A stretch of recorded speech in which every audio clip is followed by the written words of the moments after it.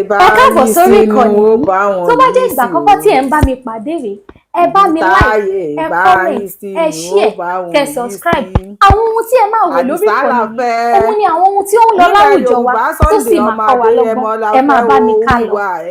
bá yí sí ni ó bá wọn yí sí o ibi táyé bá yí sí ni ó bá wọn yí sí àdìsá la fẹ́ nílẹ̀ yorùbá Sunday ọmọ adéyẹmọ la fẹ́ orí wa ẹ̀ lè gbé pọ́ìsìn jẹ́ o ibi táyé bá yí sí làwọn ò bá wọn yí sí ibi táyé bá yí sí ni ó bá wọn yí sí o ibi táyé bá yí sí ni ó bá wọn yí sí ìró ẹkùn la fẹ́ fún síkírọ́rìtì nílẹ̀ yorùbá ọmọ adéyẹmọ lẹ fẹ́ orí wa ẹ lè lọ kó sí kànga o ibi táyé bá yí sí ni ó bá wọn yí sí Sunday àdìsá la fẹ́ ọmọ adéyẹmọ la fẹ́ ìró ẹkùn síkírọ́rìtì nẹ́tíwọ̀kì la fẹ́ ẹ̀yin tẹ́ pera yín ní orí wa ẹ lè lọ bẹ́ sí kànga o ibi táyé bá yí sí Àbẹ̀ní ni ó bá wọn yí sí Sunday Adéyẹmọ la fẹ́ ìwé ẹkùn la fẹ́ fún security ilẹ̀ Yorùbá àwọn kan pera wọn ní wíwà wọn jáde wọ́n ní lórí ọ̀rọ̀ security ilẹ̀ Yorùbá o wọ́n ní lórí ọ̀rọ̀ security network ilẹ̀ Yorùbá wọ́n láwọn ò fẹ́ Sunday Adéyẹmọ Ìgbòho ṣá wọ́n láwọn reject ẹ̀ wọ́n láwọn ọkọ̀ Yorùbáwùyí mo ní àṣà ò náà mo wá lọ ń go deeper mo lọ ń gbá research pé àwọn owó náà wà nídìí security network Sunday Adéyẹmọ Ìgbòho ṣàtọ́láwò òfẹ́ àṣà ò náà last mo padà detect pé ọmọ Ìgbò ní chairman wọn for wetin happen pé kí ló ṣẹlẹ̀ ṣé Ìgbò ló máa là lé wa lọ́wọ́ ni Mr. Chukwumbembe àbí kí lórúkọ ẹ wẹ́ ọ̀rọ̀ máa tó bẹ́yìn yọ bàbá Tinubu ẹ pẹ̀lú àwọn tí mo fẹ́ bá sọ̀rọ̀ Yorùbáwùyí lórúkọ mi Yorùbáwùyí ni mò ń jayé làgbé Àbẹ̀ní tó bá kọjú sí yín kẹta tó bá kẹ̀yìn sí yín kẹta tó bá kẹ̀yìn nìkan kẹ tẹ́wọ̀ ara yín pa àtòrílẹ̀já ti máa ń bàjẹ́ ìjọ tí wọ́n ti ń pariwo pé Nàìjíríà ò dá o wọ́n ń pa wọ́n o kò sí security Nàìjíríà o ìjọba ta náà ń pariwo ọba Tinubu Àkànbí ọmọ olódòdẹ ta ni wọ́n ń pariwo ẹ̀ kì í ṣèwọ ni wọ́n ń pariwo Tinubu ló wà ń bẹ̀ ìlú ò dá o Tinubu ló wà ń bẹ̀ ìlú ò ṣe o ṣé wọ́n pariwo àwọn orí wà ṣé wọ́n pariwo àwọn Human Rights Writers Association bàbá Tinubu mo rò pé ẹ̀ kì í ṣọmọ kékeré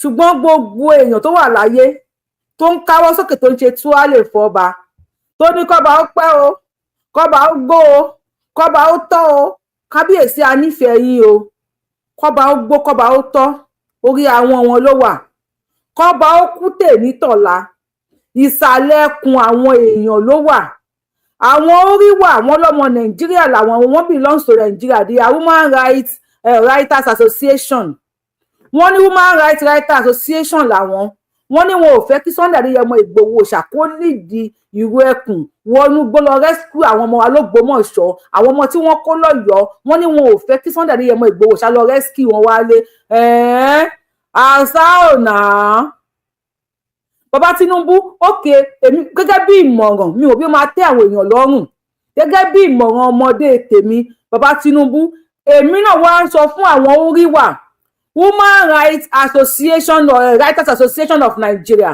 mo advise Baba Tinubu should give them 24 hours ultimatum ẹni tó jẹ́ chairman wọn ọmọ Ìgbò ni tó mo lọ gbá research ẹ mo Yorùbáwùyí máa go deeper mo lọ gbá research dáadáa mo pọ́ ọmọ Ìgbò ni Baba Tinubu wọ́n ní kí Fúlàní tàkìtì onílẹ̀ le ṣáà ní kò tàtàyè tẹ́lẹ̀ ni Baba Tinubu àwọn tí gbogbo many people tó sọ àwọn nífẹ̀ẹ́ yìí ṣọ́fẹ́ kẹ́ ṣàṣeyege ni ṣọ́fẹ́ kẹ́ ṣàṣeyọrí ni ṣọ́fẹ́ kẹ́ ṣe àṣegbóríyìn ni ókè o gẹ́gẹ́ bí ọmọ Yorùbá tó kọ̀ mí dẹ̀ ń jẹ́ Yorùbáwùyí mo gbẹnu sọ fún àwọn olólùfẹ́ tèmi àwọn tó dàbí tèmi pé ẹ̀yin Human Rights Association of Nigeria we give you 24 hours Go and bring back our children.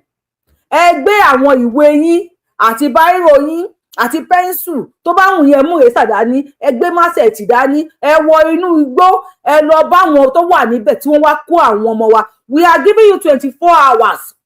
Go and bring back our children. If you do this, èmi máa kúrò lẹ́yìn Sunday Igboho ṣá, màá dẹ̀ tẹ̀lé yín. Woman Rights Writer Association of Nigeria, Yorùbáwùyí lórúkọ mi. I am begging you, pleading with you guys. If you don't want Sunday Igboho Ìwé Ẹkùn, you don't want Tinubu to endorse it, please, I am begging you, go inside the bush with your books and with your big grammars. Go and bring back our children within 24 hours. If you cannot do this, ẹ kó ṣì dànù. Ẹ kó wèrè síwájú, ẹ kó rádaràda lọ, ẹ kó ṣì síwájú. Tinubu, oya, ẹ bá wa endorse àwọn woman. See, you say you are Woman Rights Writers Association of Nigeria. So, Mr. Oyedokun, tí wọ́n bẹ́ orí ẹ̀, kò deserve woman rights. Àwọn ọmọ tí wọ́n kó lọ sínú igbó, how many times have you visited them nínú igbó tí wọ́n wà yẹn? No, as woman rights, àjà fún ẹ̀tọ́ ọmọ ènìyàn, you have to jà fún the right of those children in the bush. Ní àsìkò tútù burúkú tá wà ní Nàìjíríà yìí, you have to go into the bush as Woman Rights Writers Association. Go into the bush with your khaki, with your big grammar, with your onyibo, with your whatever you have. Go and visit those children. They need to talk to somebody. They need to speak with somebody. They need clothes. Woman Rights Writers Association of Nigeria reject moves by Sunday Igboho to seek official approval operation of the IRU EKUN security. You guys should just go into the bush. If truly you are Woman Rights Association fighter, whatever you are, tell us, those children out of schools, ṣé wọn deserve woman rights? Please go into the bush and bring back our people. Baba Tinubu, àìmọye èèyàn ni ò fẹ́ kẹ́ ṣàṣeyẹ o. Àìmọye èèyàn ni ò fẹ́ kẹ́ ṣàṣeyege. Sunday Igboho ṣàlàfẹ́ nílẹ̀ Yorùbá. Ní èmi Yorùbáwùyí, Àbẹ̀ní ayé là gbé fẹ́. Mi ò mọ tẹ́lòmíì fẹ́. Ó kájú ẹ̀, ó ṣó. Ẹni tó bá kájú òṣùwọ̀n lèyàn máa jẹ́ kó ṣe nǹkan. Táwọn ò bá kájú ìlú yíya ló máa ń ya. Adisomade Igboho ṣá, ó lóun ò béèrè tọrọ, òun ò béèrè kọ́bọ̀ lọ́wọ́ yín. Bàbá Tinubu, ó ní ẹ jẹ́ kóun lọ gbé àwọn ọmọ yìí wá. Tó bá ṣe wípé ìgbà tí Yorùbáwùyí ti pariwo pé Sunday Igboho tẹ́lẹ̀ pé fàgbòfégùn yìí, ẹ sókun ẹ lẹ̀ fún un. Bóyá Mr. Oyedokun Michael, bóyá wọn bá má pa bàbá yẹn. Torí mo jẹ́rìí Àdìsá. Immediately tí wọ́n ti kó àwọn ọmọ yẹn pẹ̀lú àwọn teacher yẹn, tó bá yẹ pé Bàbá Tinubu ẹ ti stamp ẹ ti approve, official approve ni. Bó ṣe kó àwọn ọmọ yẹn wọgbó, mo jẹ́rìí pé Àdìsá àti àwọn tiẹ̀ wọ́n á tẹ̀lé wọn, wọn ò bí wọn kú. Wọ́n ti gba àwọn ọmọ yẹn wálé ìjọ kẹsàn-án àbíjọ kẹwàá la wà yìí. Àwọn ọmọ yẹn wà nínú òtútù, àwọn kan láwọn orí wà kí ló wà lórí yín tẹ̀ ń wá káàkiri. If you reject Sunday Igboho moves, láti gba approval fún operation IRU EKUN, you reject it. We accept Sunday Igboho ṣá lórí ilẹ̀ ti wá nílẹ̀ Yorùbá. Mr. Chukwuemeka, let me bring it out. Chukwu, whatever is your name, Abikilo Pera, you cannot dictate for us in Yoruba land. We have to defend ourselves. Tinubu, má gbọ́n tí wọ́n sọ o, àwọn Mr. Chukwuemeka, not on our land, not on our soil. You cannot dictate for us. Imagine their chairman is an Igbo guy. Igbo ló máa sọ fún wa, èyí tó bá wa lọ tó máa gbà wá kalẹ̀, dey play. Ọ̀gá Igbo, àjẹngbọ́, na dey play you dey. Not be on Yorùbá land. Wàá kó rẹ̀ síwájú. ẹ lọ fọ́ọ̀mù Igbo Association of kìnìkan. We don't care about that. He said they don't need approval. And did you think Ọ̀tàpọ̀jọ́ enemy lọ fún Sunday Igboho? Baba Tinubu, people are saying our government are evil. And you are saying you are trying. I always speak with many politicians. When we talk, they say, Yorubawuyi. So Tinubu dey try yo, Yorubawuyi. Tinubu dey gbiyanju o, Yorubawuyi. O kan wo bẹ́ẹ̀ ni. Okay, fine. Ṣebí Jagaban lẹ pera yín, Jagaban de làwọn èèyàn mọ̀ yín sí Tinubu. Ante Jagaban boku. Wọ́n ti gbé àwọn ọmọ yìí sí, ó ti ń lo ọjọ́ mẹ́sàn-án, àwọn etí ń lo ọjọ́ mẹ́sàn-án nínú igbó. Àtìrí kí wọ́n gbà wọ́n wá sílé. Ẹ ká gbọ́ ọ̀rẹ́ Sunday Igboho. Mo ń bọ̀ lọ́dọ̀ bàbá Uriwa Association of Nigeria. Mo ń bọ̀ wá bá yín. Ẹ ká kọ́kọ́ gbọ́rọ̀ lẹ́nu Àdìsá ọmọ Adéyẹmọ Òsàmì Òsà tó ní ilé iṣẹ́. Before we play that, Ogunja. Àwọn nǹkan méjì mo fẹ́ wá debunk. Nǹkan méjì mo fẹ́ wá debunk. Mo kí yín, ẹ tẹ́ kí mi. Mo kí yín ẹ káàárọ̀, ẹ káàsán, ẹ káalẹ́ kú dédé àsìkò yìí. According to the time, tí ṣòyí bá yín, mo kí yín ẹ kú dédé àsìkò yìí. People were sending me a picture, or let me say pictures. Pictures àwọn ọmọ tí wọ́n sọ pé àwọn bandits náà, pé àwọn tí wọ́n kó l'Ógbómọ̀ṣọ́. I don't know why I will come here and debunk people's videos. People send the videos to me and say, you are not talking about this. It's a lie. Hello. Fídíò tẹ́rí yẹn, àbí pictures tẹ́rí, wípé wọ́n na àwọn ọmọ tí wọ́n kó ní Ògbómọ̀ṣọ́. Irọ́ ni picture yìí. Ó ṣọ́ọ̀kì ẹ̀. Ó ṣọ́ọ̀kì èmi náà. If anybody play that picture for you, it's a typical lie. Picture tẹ́ ń wò yẹn, it happened in Niger Republic in I think that was 2020. Yorubawuyi. Èmi kò ti fẹ́ jẹ escophobia àbí kí ni máa ń pè wọ́n. Fídíò tẹ́ ń wò yẹn 2020 ló ṣẹlẹ̀. And it happened in Niger Republic. Teacher kan ló na àwọn ọmọ bẹ́ẹ̀ yẹn. Kò kì í ṣe àwọn Boko Haram.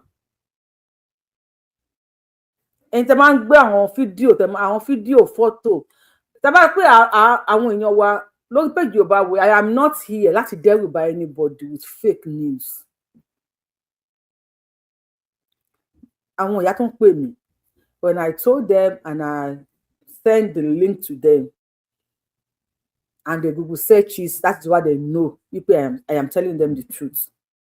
Tẹ́ bá rí náà tí wọ́n ti gbé fọ́tò yẹn síta pé àwọn ọmọ tó ń kó l'Ógbómọ̀ṣọ́, àwọn ni wọ́n náà báyìí o. Irọ́ ni, fake news ni. Ẹni Yorubawuyi ló sọ bẹ́ẹ̀. Bí wọ́n ti ń kán ike sí àwọn ọmọ lára, tẹ́ bá rí tó sọ pé àwọn ọmọ tó ń kó l'Ógbómọ̀ṣọ́ ni. Ẹ sọ pé Yorubawuyi sọ pé irọ́ lonítọ̀hún pa. Fake news ni. Àwọn tí wọ́n ń kán ike rọ́bà sí lára yẹn, that was it not last year or early this year? Lóòótọ́ àwọn kan ni wọ́n kó, táwọn bandits kó, tí wọ́n kán rọ́bà sí lára. But àwọn ọmọ tí wọ́n nà yẹn, irọ́ ni. Wọ́n ní Natasha ló sọ. Natasha lè sọ, ṣùgbọ́n irọ́ ni. You see, Natasha lè jẹ́, ó lè jẹ́ kí ló máa ń pè o, bóyá wà ní senator or whatever. Èmi lè má jẹ́ nǹkan kan. But èmi sọ fún yín. Bí mo ti ń sọ̀rọ̀ yìí. And you can just go and Google, take that picture to Google picture. It's happened in Niger Republic. Teacher kan ló ná àwọn ọmọ bẹ́ẹ̀ yẹn and has been sentenced to jail. Teacher ló ná àwọn ọmọ bẹ́ẹ̀ yẹn, kò kí n ṣe pé Nàìjíríà nìyẹn ti ṣẹlẹ̀. So ẹni tẹ́ bá ti Google search ẹ pàtẹ́wọ́ fún mi. Ẹ pàtẹ́wọ́ fún mi. Then the next one is this man. Nǹkan tí Ganduje sọ, this is flying all around that Tinubu is not a Yoruba man. Ganduje said Tinubu is not a Yoruba man. He was born in Kano. His name is ASIRI or whatever Ganduje called him. Irọ́ ni. Ganduje nígbà tí wọ́n ń campaign ẹ mọ àwọn olóṣèlú Nàìjíríà wọ́n lè pa orí ibú rọ́. If you remember Babangida kan náà nígbà tí wọ́n fẹ́ ta Babangida fún wa wọ́n sọ fún wa pé Babangida wípé ọmọ Ògbómọ̀ṣọ́ ni. Even àwọn kan ní àwọn eégún kan wà l'Ógbómọ̀ṣọ́ tí wọ́n gbé jáde fún Babangida tí wọ́n àwọn òòṣà kan wà l'Ógbómọ̀ṣọ́ tó ní wọn kì í jáde lásìkò tó yẹ kí wọ́n jáde. I don't know how far that is true. tó ní àwọn òòṣà yẹn wọ́n ní ó nígbà táwọn òòṣà yẹn máa ń jáde ṣùgbọ́n àwọn bàbá wa nítorí wọ́n ní wọ́n lọ gbé òòṣà yẹn jáde fún Babangida and they lied to us. Okay, oh thank you Mama T. Ṣé ti rí nísìn wọ́n ní Natasha already posted a disclaimer that yesterday to debunk it. Ẹ pàtẹ́wọ́ fún Yorùbáwùyí jàre. Ẹ pàtẹ́wọ́ fún mi jàre. Thank you jàre. Yọ̀kọ́ ló pàtẹ́wọ́ fún mi. Wọ́n ní even Natasha fúnra rẹ̀ wọ́n ló ti ṣe fídíò àwọn wọ́n ló ti post láti debunk ẹ̀. Ṣé rí nísìn aláì Ọlọ́run ló jẹ́ kí n kàwé tí n bá kàwé Ògún o èṣù o Ọlọ́run mọ̀ tó jẹ́ kí n kàwé ni tí n bá kàwé èmi ò kàwé o mo gbóyìnbó o ṣùgbọ́n tí eṣinṣin bá fò báyìí mo máa lọ ṣe research ẹ̀ mo máa ṣe research a lot. Thank you jàre ẹ ṣe àwọn tí ń pàtẹ́wọ́ fún mi irọ́ ni so I am not èmi ò kí èyàn kí mọ̀ ìkórí máa mi o máa gbé fídíò 10 mi lè sọ bóyá ẹyọkan lè jẹ́ ẹyọkan yẹn gan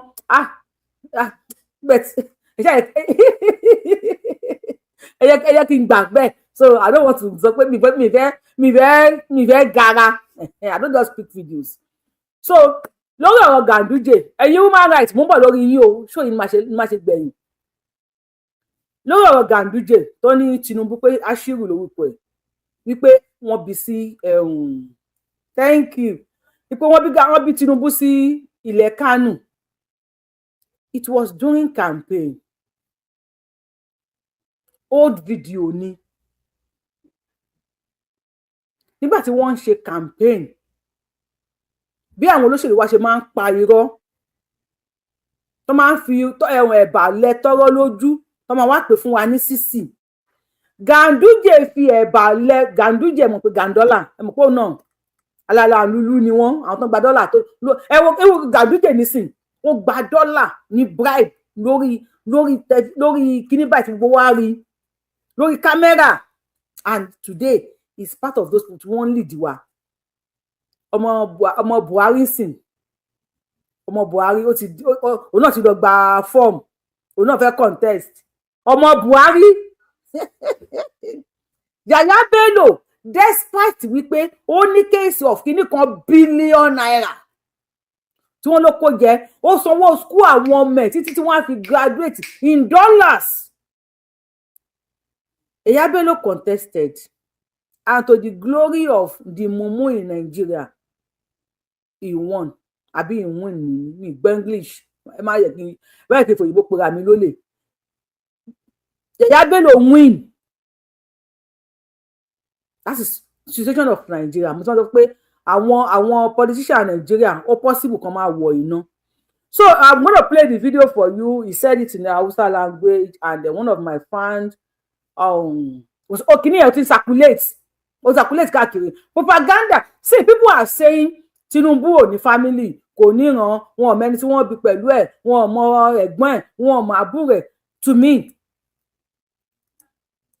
kò yẹ kó wọ́n rí Tinubu re. I am saying this Yorùbáwùyí lórúkọ mi and take me for it.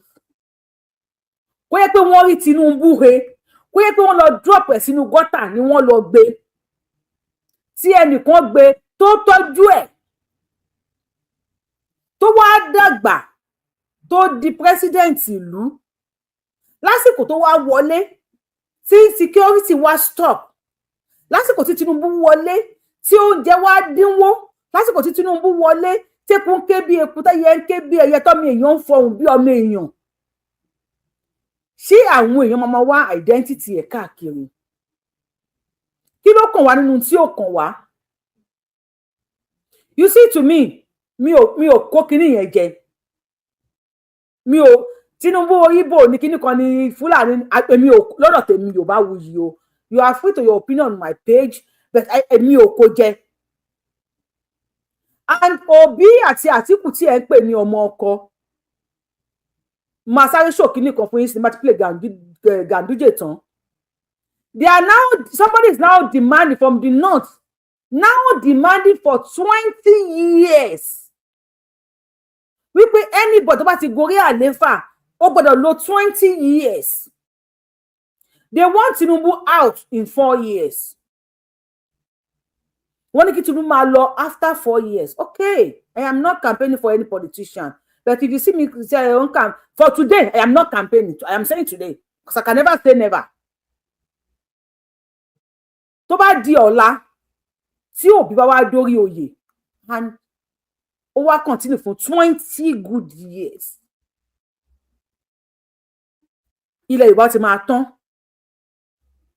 Or tó pé Atiku ló wá, because we have 3 candidates. Obi, Atiku and Tinubu.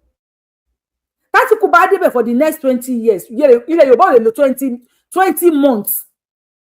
Wọ́n kọ́kọ́ ta pọ́ọ̀tì. Wọ́n ta ẹlẹ́ Atiku àwọn good nínú business. Wọ́n lè ta ọmọ nínú aláboyún. Atiku sí láti kó lè ta. Atiku lè ta pọ́mú láyé àbíyamọ. Pé dáfá lẹ̀ kó máa mi gbogbo ẹ̀ lọ́lọ́gbọ́lọ́gbọ́lọ́gbọ́lọ́gbọ́. Ṣáà ti mú kọ́mú ẹ wá. Atiku bá wọlé. Àbí tóbi bá wọlé. And mind you, second time of Tinubu is not promising. Kí Tinubu lò 10 years.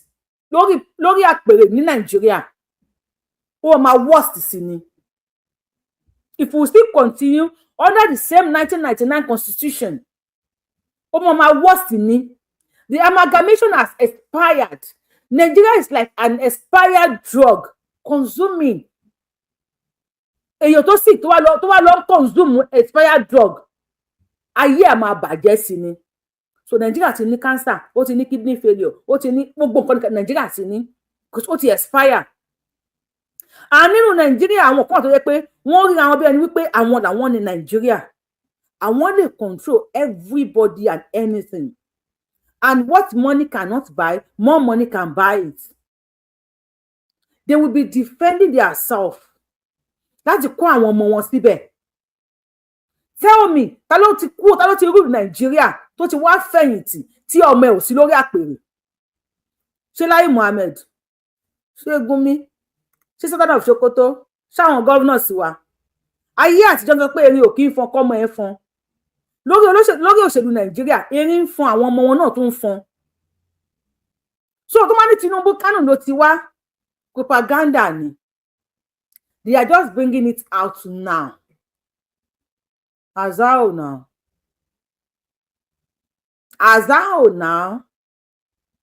Kó fi lè bàbá Tinubu, agbóle bàbá Tinubu kó fi hàn wá ní Kánò. To me, I don't care. I don't care. Ilé bàbá Tinubu kó fi hàn wá ní Kánò. Now, yẹ kí Ganduje sáré sọ̀rọ̀ yẹ kí má waste time because àwọn ku Hausawa yau za a yi ta kare. Shi Alhaji Bola Ahmed Tinubu a Kano aka haife shi.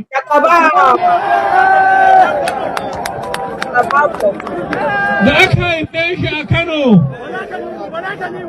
aka zo da shi nan Lagos. Sai Yarbawan Lagos suka ce wai ya sunansa. Muka ce sunansa Ashiru sai suka ce wai Asiwaju. Asiwaju amma mu na kiransa Ashiru. Sannan kuma suka ce ai wannan sunansa muka ce ma sunansa Bala. Sai suka ce ha Bola? Muka ce to a ta ba haka din. Amma mu sunansa ẹ̀yin tí ẹ bá gbọ́ Haúsá according to what àwọn tí wọ́n gbọ́ Haúsá tó jẹ́ fan ni tí wọ́n sọ fún wa wọ́n ló ń sọ fún Ganduje sọ fún àwọn ọmọ Kánò wípé Tinubu ọmọ Kánò ni o pé Kánò ni wọ́n bí sí o kó tó di pé wá lọ sí Lagos wípé aṣíwájú yẹn mínì ní aṣíwájú ni Ashiru Ashiru ẹlẹ́rù ìwé. Wọ́n ní mínì ní aṣíwájú ní Ashiru. There is a video that I have with me. Mi ò kàn tí ì ráyè láti sọ̀rọ̀ nípa ẹ̀ ni. Níbi tí àwọn ọmọ Igbo tí wọ́n ti ń jáde wípé ìyá Tinubu, pé Ẹfúnóyè Tinubu, ó wà lára àwọn pé àwọn ni wọ́n ta wá fún oko ẹrú. They are using all those propaganda láti jẹ́ kí ilẹ̀ Yorùbá divide, ká má gbọ́ra wáyé. Wọ́n ní ìyá Tinubu bọ̀ lára àwọn tí ó talẹ̀ Yorùbá lóko ẹrú. Yes, Madam Ẹfúnóyè Tinubu, wọ́n ṣòwò ẹrú nígbà tí wọ́n ń ṣòwò ẹrú nílẹ̀ Yorùbá. But these are the Igbo people that said Tinubu ò níyà. Ẹni kò níyà. Ẹ tún ní ìyá ayé wà lára àwọn tó ta wá sóko ẹrú. Báwo ni ẹni tí ò níyà tí ìyá ayé ṣe máa ṣòwò ẹrú? Ẹni ẹ̀mọ̀ yẹ ẹ̀mọ̀ bàbá ẹ̀ bóyá àgbùjọ̀nú ni, bóyá kúdàáyà ni, bóyá whatever ni.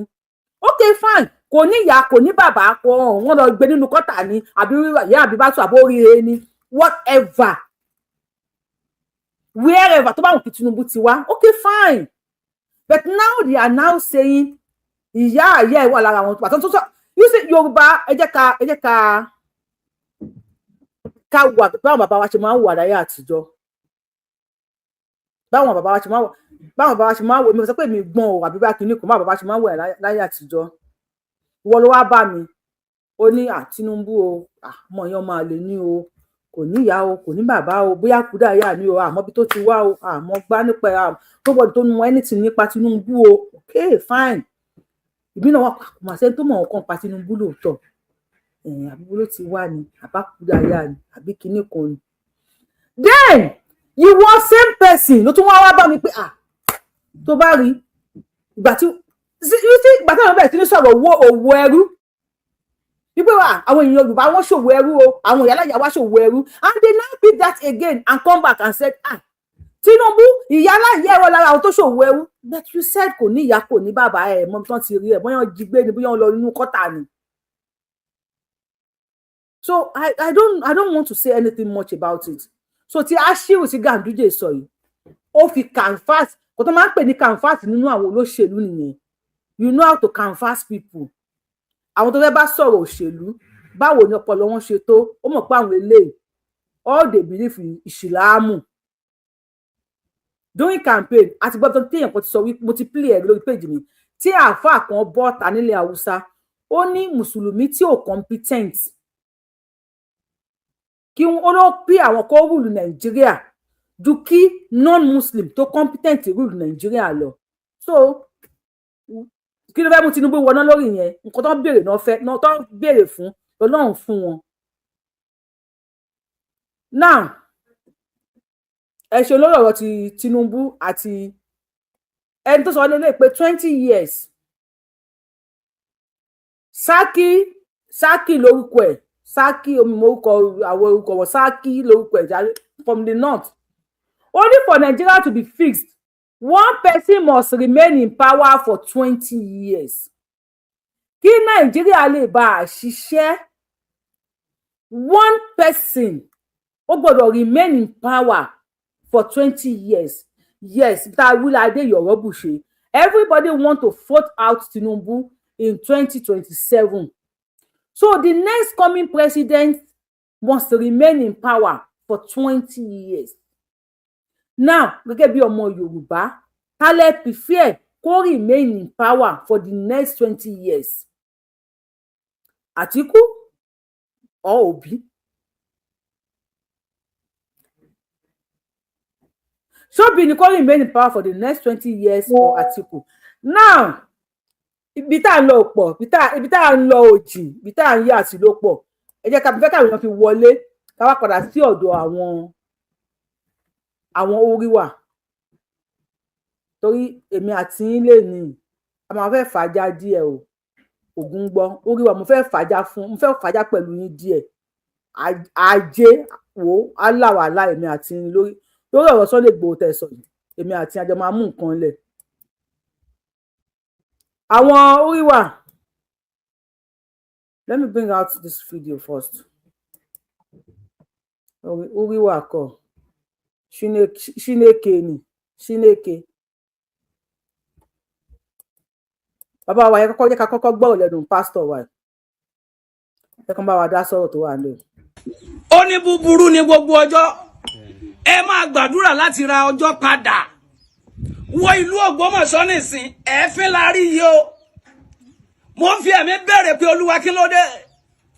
Ó láti Mùsùlùmí àti Kìrìsìtẹ́nì nílùú Ògbómọ̀ṣọ́, alábòsí ni gbogbo wọn. Wo ọ̀run wá rán mi sí gbogbo àwọn oníṣẹ̀ṣe. Wo gbogbo ẹ̀yin àràbà. Gbogbo ẹ̀yin awo pátápátá. Ẹ kóra yín jọ ẹ pé àwọn alálẹ̀. Mo ń fi ẹ̀mí bẹ̀rẹ̀ pé Olúwa kí ló dé tó jẹ́ pé àwọn lọ fẹ́ lò. Ó lóun ti sọ wípé ìgbà tí àwọn ènìyàn mi bá. Wọ́n ní ká encourage yín kẹ́ bá wa share video. Wọ́n ní kẹ́ bá wa like. Encourage more viewers to share this video and like it. Wọ́n ní ká encourage yín ká ṣe máa encourage yín ẹ rí pé ó jẹ́ nǹkan ìtìjú ká ṣe máa sọ fún yín pé bá wa share video ẹ bá wa like ẹ. Ṣéṣe wa tá ṣéṣe tí yóò bá wù yín ṣe ǹjẹ́ pé ṣéṣe wa tá ń ṣe. Ṣé tí yóò bá wù yín ṣe kò dùn mọ́ yín tó pé kí n má sọ fún yín pé tẹ̀ like show ìjọba máa fi like. Wọ́n ní ẹ bá wa like. Èmi kọ́ ni mo sọ.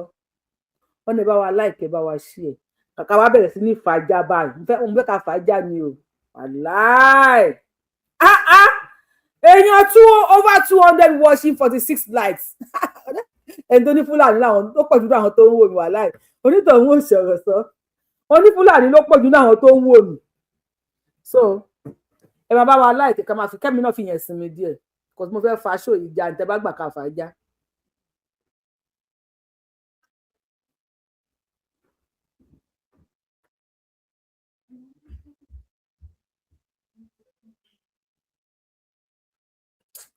Tí mi lè ní sùúrù báyìí. TikTok ẹ bá wa power tap kalẹ̀.